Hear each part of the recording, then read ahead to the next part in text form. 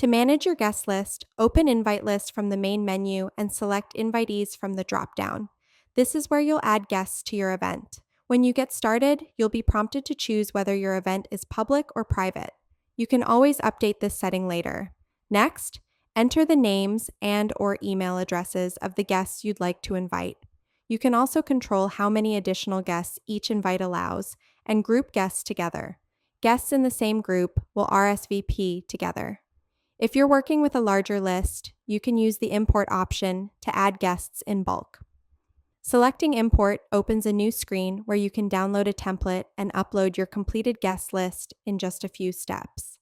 Back on the Invite List screen, you'll also have the option to export your guest list at any time. Finally, by opening Settings within the Invite List menu, you can update event-level details like public or private access, along with additional guest-related options.